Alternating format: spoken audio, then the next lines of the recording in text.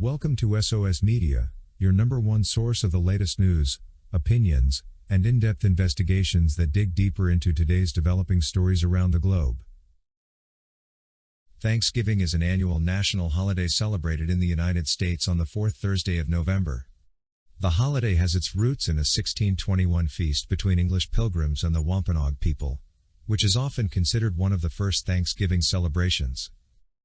The modern Thanksgiving holiday has evolved and is now a time for families and friends to gather and express gratitude for the blessings of the year. It is a time of reflection, appreciation and of course, a heavy-hearty feast.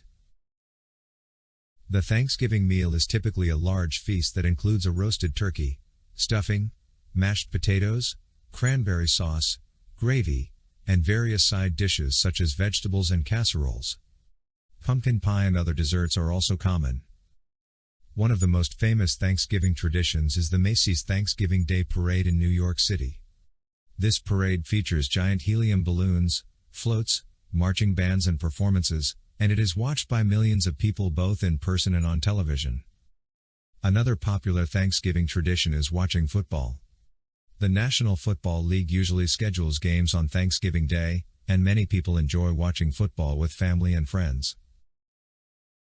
The historical origins of Thanksgiving are often depicted in schools and cultural events. The story involves the Pilgrims, who were early European settlers sharing a harvest feast with the Native Americans, who helped them survive in the New World. A central theme of Thanksgiving is gratitude. Many people take the opportunity to reflect on the things they are thankful for and express appreciation for their blessings, whether it's family, friends, health or other aspects of their lives. The day after Thanksgiving is often referred to as Black Friday, which marks the beginning of the Christmas shopping season, and many retailers offer significant discounts leading to a busy day of shopping. While Thanksgiving is rooted in historical events, it has evolved into a diverse and widely celebrated holiday, with variations in traditions and customs across different regions and families. It is a time for people to come together, share a meal and appreciate the positive aspects of their lives. Now, Tory Lanez, Suge Knight and R. Kelly all spent their Thanksgiving holiday behind bars, but at least they still got to eat fairly well. SOS Media got information about the menus for the respective Thanksgiving feasts for each of the three men on Thursday, November 23rd. While it's nothing like any of them would have on the outside, it's still pretty decent with all things considered. Over on the West Coast, both Tory Lanez and Suge Knight had the same Thanksgiving holiday menu, though they're being housed in different locations: California Correctional Institution to CHAP for Tory and San Diego's Richard J. Donovan Correctional Facility for Suge. According to the prison authorities, their meals consisted of roast turkey, mashed potatoes, gravy, cornbread dressing, diced carrots, a dinner roll, green salad, cranberry sauce and pumpkin pie. Now, at North Carolina's Federal Correctional Institute Butner Medium, R. Kelly was treated to roast turkey alongside baked candied sweet potatoes, cornbread dressing, green beans, cranberry sauce, dinner rolls and pumpkin pie. All these three music industry great figures have been keeping busy behind bars. On Friday, November 17th, Tory Lanez, whose real name is Daystar Peterson, returned with new music, dropping the deluxe edition of his 80s-inspired album, Alone at Prom. Tory Lanez had been preparing a new batch of songs he was looking to deliver as part of the deluxe edition to one of his recent projects. Fans were excited to hear from Tory Lanez along with the possibility of new music.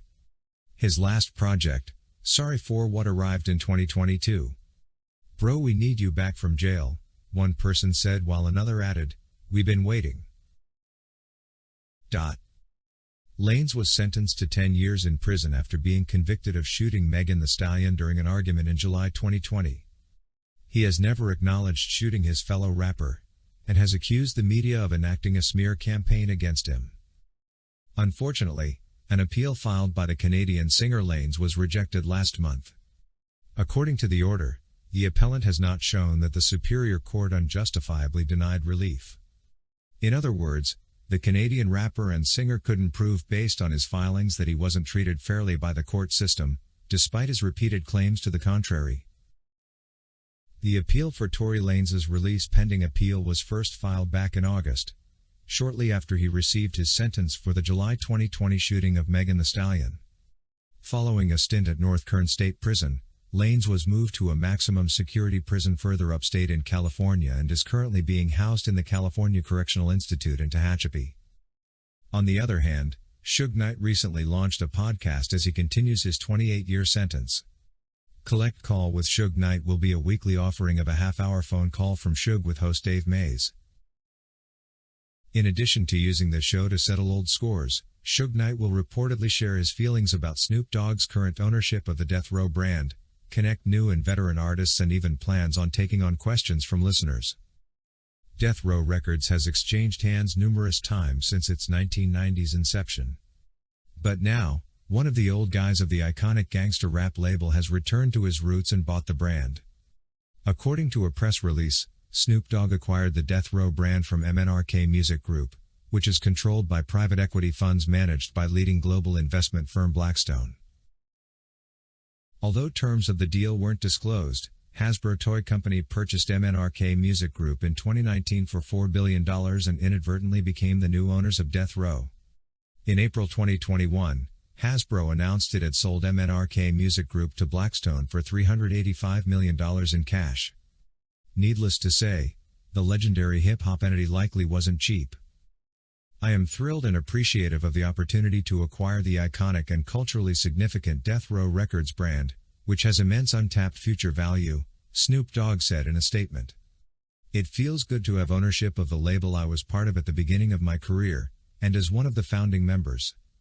This is an extremely meaningful moment for me, Snoop added. I would like to personally thank the teams at Blackstone, MNRK, and especially David Kessenbaum, who worked collaboratively with me over several months to make this exciting homecoming a reality. I'm looking forward to building the next chapter of Death Row Records, he stressed. And by now most of us know that R. Kelly recently filed a lawsuit against the Federal Bureau of Prisons for allegedly leaking his prison emails and call logs to blogger Tasha K. He alleges a Bureau of Prisons agent illegally accessed his digital prison records and sold them to Tasha in 2019. Tasha K is named as a defendant in the suit, with R. Kelly's legal team writing that she rallied her massive following to harass R. Kelly with the use of the stolen information and created chaos in his personal life. The leaks left R. Kelly isolated and fearful to communicate with his attorneys or other third parties, because he knew it could be released to the general public for mass exploitation, his legal team noted. At the sentencing, the judge ruled that all but 1 year would be served concurrent to the 30-year sentence, which he is currently serving in New York after being found guilty of racketeering and trafficking.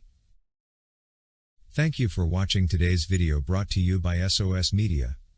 If you haven't subscribed to our channel yet, please subscribe, and hit the bell icon so you never miss any of our videos. Also remember to leave your comment about today's topic in the comment section below.